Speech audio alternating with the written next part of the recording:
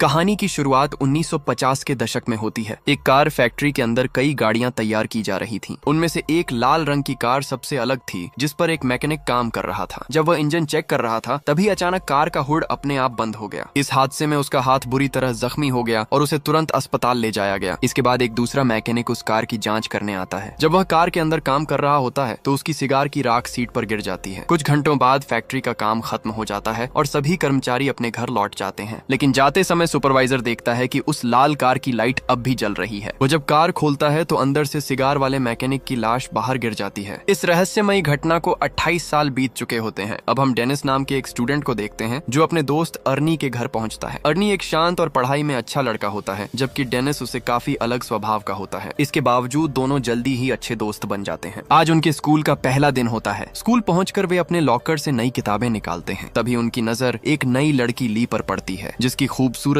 पूरे स्कूल में चर्चा का विषय बन जाती है। स्कूल खत्म होने के बाद जब डेनिस और अर्नी घर लौट रहे होते हैं, तभी अर्नी एक घर के बाहर खड़ी लाल कार देखता है। वह तुरंत डेनिस को रुकने के लिए कहता है। पास जाकर देखने पर उन्हें पता चलता है कि यह वही पुरानी लाल कार है जो फैक्ट्री में दिखाई गई थी। अब यह कार बहुत पुरानी और खराब हालत में थी, लेकिन अर्नी उस कार से अजीब तरह से आकर्षित हो जाता है। तभी कार का मालिक जॉर्ज वहां आता है और बताता है कि इस कार का नाम क्रिस्टीन है। वह कहता है कि यह उसके भाई की कार थी, जिनकी कुछ समय पहले मौत हो चुकी है। जॉर्ज इस कार से छुटकारा पाना चाहता था, इसलिए वह इसे सिर्फ $50 में बेचने को तैयार हो जाता है। डेनिस अर्नी को समझाता है कि उसे यह खराब कार नहीं खरीदनी चाहिए, लेकिन अर्नी बिना सोचे समझे उसी वक्त कार खरीद लेता है। शाम को जब वह घर पहुंचता है तो उसके माता पिता उसे कार खरीदने पर डांटते हैं, लेकिन अर्नी उनकी बात नहीं मानता क्योंकि उसने यह कार अपने पैसे से खरीदी थी। फिर उसकी माँ साफ कहती है कि यह कार इस घर में नहीं रह सकती। इसके बाद अर्नी और डेनिस उस कार को एक गैराज में ले जाते हैं। वहाँ उनकी मुलाकात गैराज के मालिक विल से होती है, जो काफी सख्त स्वभाव का व्यक्ति होता है। फिर भी वह उन्हें अपनी कार वहां रखने की अनुमति दे देता है। रास्ते में डेनिस अर्नी से पूछता है कि उसने ऐसी खराब कार क्यों खरीदी। इस पर अर्नी कहता है कि उसने यह कार नहीं चुनी, बल्कि इस कार ने उसे चुना है। अगले दिन लंच के समय डेनिस अर्नी का इंतजार करता है, लेकिन वह नहीं आता। जब वह उसे ढूंढने निकलता है तो देखता है कि बड़ी नाम का एक गुंडा लड़का अर्नी को परेशान कर रहा है। डेनिस बीच में आता है, लेकिन बड़ी उसका लंच फेंक देता है और अर्नी को गिरा देता है। इस दौरान बड़ी अर्नी का चश्मा तोड़ देता है और उसका मजाक उड़ाता है। डेनिस गुस्से में बड़ी पर हमला करने की कोशिश करता है, लेकिन उसकी गैंग उसे घेर लेती है। तभी एक टीचर आकर इस लड़ाई को रोक देता है।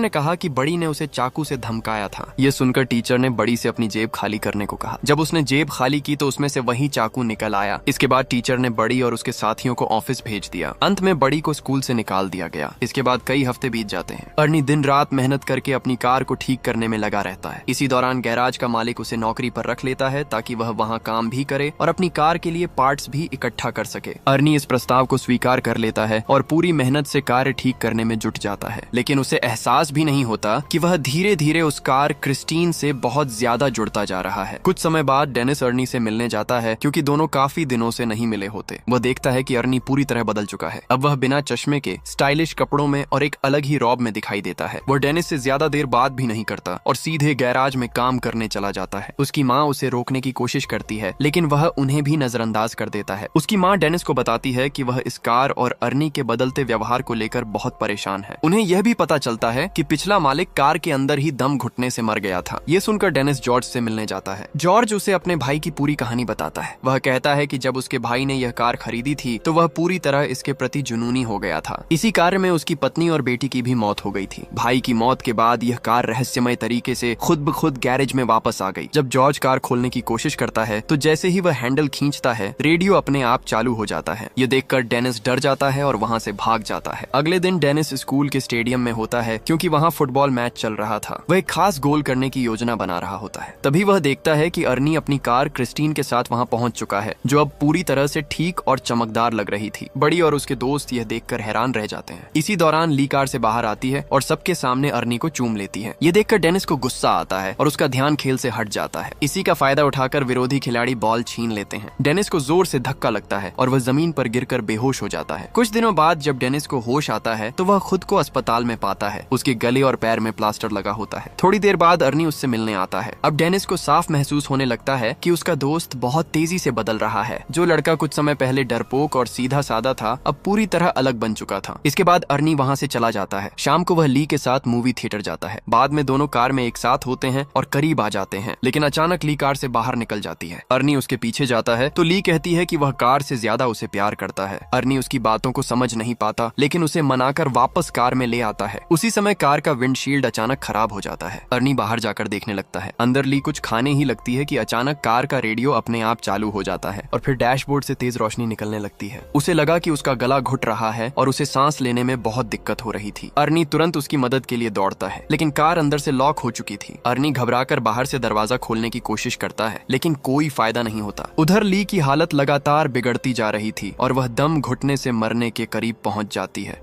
तभी ऐन वक्त पर वह किसी तरह अंदर से दरवाजा खोलने में कामयाब हो जाती है। इसी दौरान पास खड़ा एक आदमी उसे खींचकर बाहर निकाल लेता है। ये देखकर अर्नी गुस्से में उस आदमी पर हमला कर देता है, लेकिन बाद में पता चलता है कि वह आदमी सिर्फ ली के गले में फंसा हुआ खाना निकाल रहा था। कुछ ही देर में मामला शांत हो जाता है। अर्नी ली को घर वापस छोड़ देता है। घर पहुंचते ही ली अंदर चली जाती है और कहती है कि वह अब अर्नी से कोई बात नहीं करना चाहती। अर्नी उससे माफी मांगने की कोशिश करता है, लेकिन ली पूरी तरह डर चुकी थी। उसके दिमाग में यह बात बैठ गई थी कि यह कार उसे मारने की कोशिश कर रही है। उसे लगता था कि क्रिस्टीन उससे जलती है, क्योंकि जब भी वह और अर्नी कार में साथ होते हैं कुछ न कुछ अजीब जरूर होता है। यह सब सुनकर अर्नी को लगता है कि ली मानसिक रूप से परेशान हो गई है। वह उसे कहता है कि वे कल बात करेंगे। इसके बाद अर्नी वापस कार में बैठ जाता है, लेकिन कार स्टार्ट ही नहीं होती। अर्नी कार से बात करते हुए कहता है कि आज जो कुछ भी हुआ उससे कोई फर्क नहीं पड़ता। वह हमेशा क्रिस्टीन से प्यार करता रहेगा। इसके बाद वह चाबी घुमाता है और कार तुरंत स्टार्ट हो जाती है। अर्नी कार को गैराज में ले जाकर वहीं छोड़ देता है और घर वापस चला जाता है, लेकिन तभी बड़ी और उसके दोस्त गैराज में घुस आते हैं। उनके हाथों में हथियार होते हैं और वे मिलकर कार को पूरी तरह तोड़ देते हैं। अगले दिन अर्नी किसी तरह ली को मना लेता है। फिर दोनों गैराज में जाते हैं ताकि अर्नी अपनी कार से अपना वॉलेट निकाल सके, लेकिन जैसे ही वे अंदर पहुंचते हैं अर्नी देखता है कि क्रिस्टीन पूरी तरह तबाह हो चुकी है। ये देखकर वह शॉक में आ जाता है। ली हैरानी से पूछती है कि यह किसने किया, लेकिन अर्नी अचानक गुस्से में उस पर चिल्ला पड़ता है और उसे दूर जाने को कहता है। बाद में अर्नी अपने माता पिता को इस बारे में बताता है। उसके माता पिता उसे शांत करने की कोशिश करते हैं और कहते हैं कि वे उसे नई कार दिला देंगे, लेकिन इससे अर्नी और ज्यादा गुस्सा हो जाता है। वह जानता है कि ली और उसके माता पिता दोनों ही क्रिस्टीन को पसंद नहीं करते। वह अपनी कार की हालत के लिए अपने माता पिता को जिम्मेदार ठहराता है। वह गुस्से में उन्हें बुरा भला कहता है और अपने कमरे की तरफ जाने लगता है, लेकिन उसके पिता उसे रोक लेते हैं और अपनी माँ से माफी मांगने को कहते हैं। अर्नी और ज्यादा भड़क जाता है और वापस जवाब देता है। इस पर उसके पिता उसे थप्पड़ मार देते हैं। अर्नी भी पलटकर जवाब देता है और घर से बाहर निकल जाता है। वह सीधे क्रिस्टीन के पास पहुंचता है और उसे फिर से ठीक करने का फैसला करता है, लेकिन तभी वह कुछ ऐसा देखता है जिससे उसके पैरों तले जमीन खिसक जाती है। कार अपने आप धीरे धीरे खुद को ठीक कर रही थी। अर्नी हैरानी और खुशी से कार से पूछता है कि वह ऐसा कैसे कर रही है। कुछ ही पलों में कार फिर से बिल्कुल नई जैसी हो जाती है।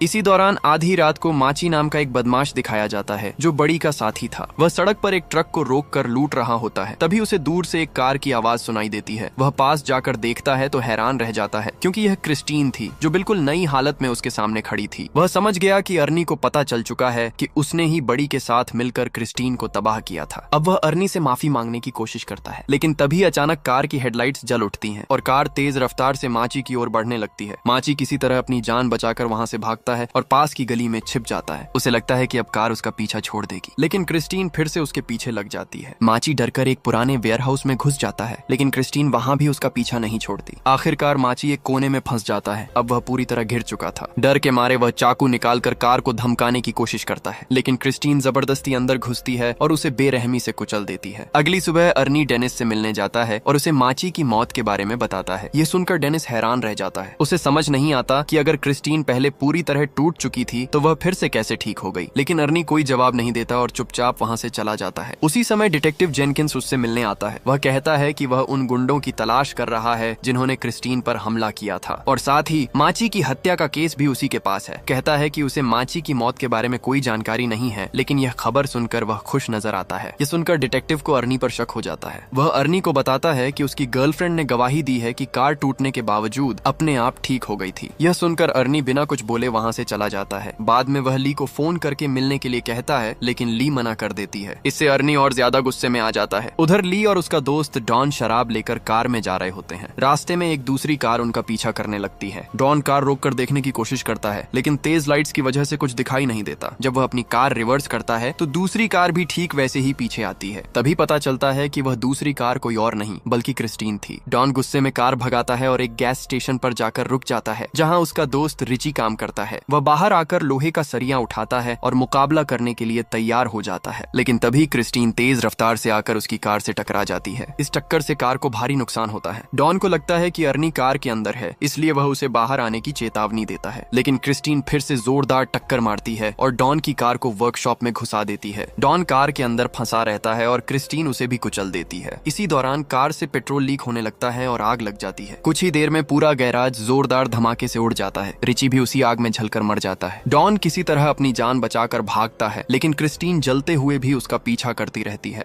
आखिरकार वह भी क्रिस्टीन के हाथों मारा जाता है। कुछ समय बाद विल को गैराज के बाहर एक कार आने की आवाज सुनाई देती है। वह देखता है कि क्रिस्टीन धुएं से ढकी हुई वहां खड़ी है। वह हैरान रह जाता है, क्योंकि उसे पता था कि अर्नी किसी और कार को ठीक करने गया था। वह अपनी बंदूक लेकर धीरे धीरे कार की ओर बढ़ता है। वह अंदर देखने की कोशिश करता है, लेकिन कार का दरवाजा बहुत गर्म होता है। विल ने कपड़े की मदद से गर्म दरवाजा खोला। अंदर झांकने पर उसे कार पूरी तरह खाली दिखाई दी, जिससे वह हैरान रह गया। वह बिना सोचे समझे खुद ही कार के अंदर बैठ जाता है, लेकिन यह उसकी सबसे बड़ी गलती थी। क्रिस्टीन अब किसी भी गवाह को जिंदा नहीं छोड़ना चाहती थी। अचानक कार का दरवाजा अपने आप लॉक हो जाता है और फिर सीट अचानक पीछे की ओर धंसती है और विल को डैशबोर्ड में कुचल दिया जाता है। उसकी दर्दनाक मौत हो जाती है। अगली सुबह जब अर्नी गैराज पहुंचता है तो वहां कई पुलिस कारें मौजूद होती हैं। वह डिटेक्टिव जेनकिंस से मिलता है और उसे पता चलता है कि क्रिस्टीन के अंदर विल की लाश मिली है। अर्नी कहता है कि उसे नहीं पता ये सब कैसे हुआ, लेकिन अंदर ही अंदर वह जानता था कि इसके पीछे क्रिस्टीन ही है, क्योंकि वह फिर से अपनी चमकदार हालत में वहीं खड़ी थी, जैसे कुछ हुआ ही न हो। उधर डेनिस हॉस्पिटल से घर लौट आता है। ली उसे फोन करके मिलने के लिए कहती है। ली कहती है कि उसे लग रहा है कि क्रिस्टीन ने अर्नी के दिमाग पर कब्जा कर लिया है और वह पागलपन की हद तक पहुंच चुका है। डेनिस कहता है कि वह नहीं मानता अर्नी कोई गलत काम कर सकता है, लेकिन अगर क्रिस्टीन सच में उसके दिमाग पर हावी है तो उसे खत्म करना ही होगा। इसके बाद ली घर वापस चली जाती है। कुछ ही समय बाद अर्नी फिर से क्रिस्टीन में बैठकर वहां पहुंचता है और डेनिस को ड्राइव पर चलने के लिए कहता है। डेनिस उसके साथ कार में बैठ जाता है। अर्नी फिर से अजीब व्यवहार करने लगता है और अचानक बहुत तेज रफ्तार में कार चलाने लगता है। फिर वह स्टीयरिंग व्हील छोड़ देता है। यह देखकर डेनिस घबरा जाता है और उसे रोकने की कोशिश करता है। वह कहता है कि कार उसके कंट्रोल में नहीं है, लेकिन अर्नी अजीब तरीके से कहता है कि उसके और क्रिस्टीन के बीच कोई नहीं आ सकता। वह क्रिस्टीन पर पूरा भरोसा करता है। अपनी बात साबित करने के लिए वह कार को फुल स्पीड में दूसरी लेन में घुमा देता है। सामने से आती गाड़ी से टक्कर होते होते बचती है। अपने दोस्त की इस हालत को देखकर डेनिस बहुत परेशान हो जाता है। अगले दिन डेनिस क्रिस्टीन के बोनट पर एक नोट लिखता है, जिसमें वह अर्नी को शाम को गैराज में मिलने के लिए बुलाता है। शाम को डेनिस और ली वर्कशॉप में इंतजार करते हैं, लेकिन अर्नी नहीं आता। वे पास खड़े एक एक्सकेवेटर का इस्तेमाल करके उसे वर्कशॉप के अंदर ले आते हैं। उनका प्लान होता है कि ली ऑफिस में रहेगी और जैसे ही अर्नी अंदर आएगा वह गेट बंद कर देगी, जबकि डेनिस एक्सकेवेटर से कार को खत्म कर देगा। ली ऑफिस में छिप जाती है, लेकिन उन्हें यह पता नहीं था कि क्रिस्टीन पहले से ही कचरे के बीच छिपी हुई है।